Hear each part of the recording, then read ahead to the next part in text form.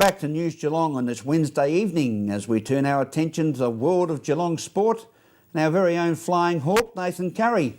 Good evening, Nathan. What's hot off the press tonight? Thanks very much, Rollo. And if you haven't heard, Chris Scott has become the new coach of the Geelong Football Club. And this is what CEO Brian Cook had to say about the new appointment.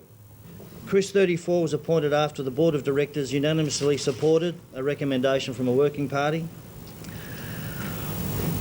Chris has got a 3-year contract. We went through a pretty intensive interview process, which admittedly lasted only 3 weeks, but it took up many hours a day for those particular 3 weeks.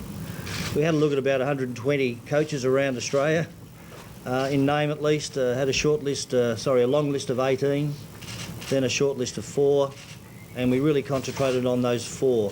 Those 4 we felt were really would really fit into our culture.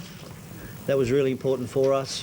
And then from there we really had to look at the technical qualities of the particular people, plus a lot of other qualities, of course. And Chris came out of that with flying colours. We fell in love with Chris over the 2-week period. It was a short honeymoon, but now we have the marriage. We're very excited to have Chris with us at the helm of the Cats. He brings to this club an immense amount of leadership quality. We believe has a great understanding of the sports science world and the IT world. Is a person we think is a future type of coach, if that's the right way of putting it. A coach manager, that's the way we're heading, and we think that the way that Chris has delegated his responsibilities at Fremantle and empowers people is probably the way to go for us. Brian's obviously a very happy man at the moment, as is the new coach, who is in the rare position of taking over a team that has played in 3 of the last 4 grand finals, or 5 if you include the draw. And this is what Chris Scott had to say about his new job. It's an extremely exciting opportunity. To coach any side in the AFL has been an ambition of mine, but to coach the Geelong Football Club, in my opinion, is the highest honour in the game for a coach. Clearly the club's been the benchmark club of the last short period of time and has set very high standards.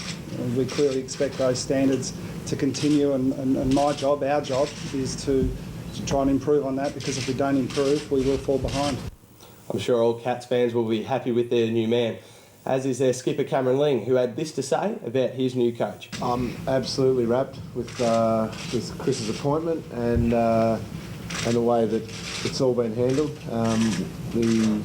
Brian and Steve Hocking, they're part of the working group, sat down with the leadership group last week and basically ran us through everything that they'd been going through with the candidates, and it was a very thorough process. And as Cookie just mentioned, 3 or 4 guys were really outstanding, but it's great that Chris has got the job. I remember playing against him when he played for Brisbane, and I was a young guy, and even then he just, apart from scaring the hell out of me, he just had real leadership and really strong, and I think I'm just expecting that I'm going to have a really honest coach who's going to challenge us all, right from Matthew Scarlett and Darren Milburn all the way down to Alan Christensen and Josh Cowan, and that's what the club needs. The whole playing list needs to be really challenged and open to a few new ideas. So I think it's fantastic. It's been a big week at Skilled Stadium, but before we move on, we better ask the new coach a couple of questions.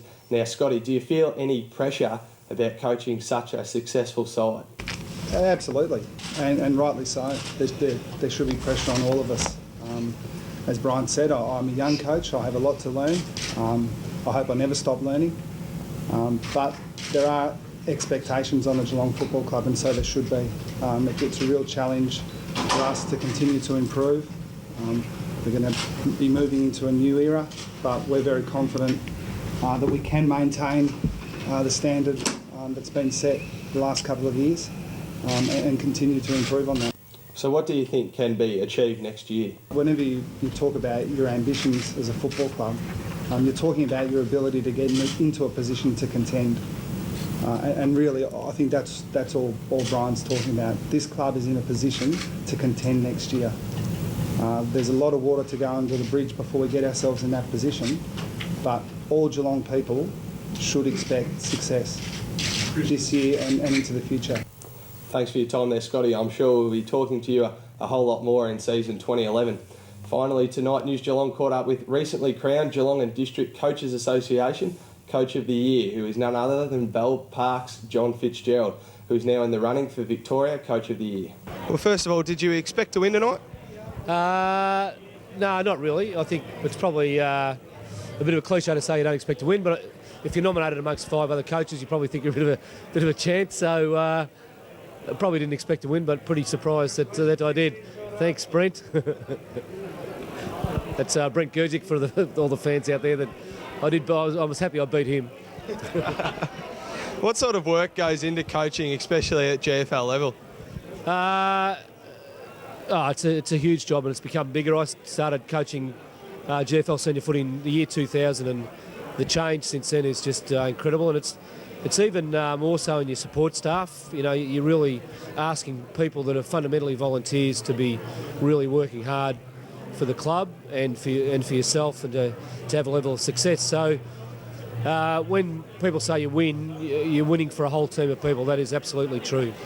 What does it mean to be recognised as such a great coach in front of so many people tonight? Yeah, look, it feels great. It's as I said in the acceptance, our game you sort of get judged on winning and losing, and particularly with us this year, we were in a position to win a premiership and missed out. So you're feeling pretty ordinary about yourself for a month and probably a bit more, but to be recognised in that is a really pretty special. Thank you, Nathan. And yes, we'll see you Friday evening with another pulsating update. One asked the question, will it be a mild or maybe a hot Courage Sports report? The weather has been on the improve this week, but will it remain constant for the balance of this week and into the weekend?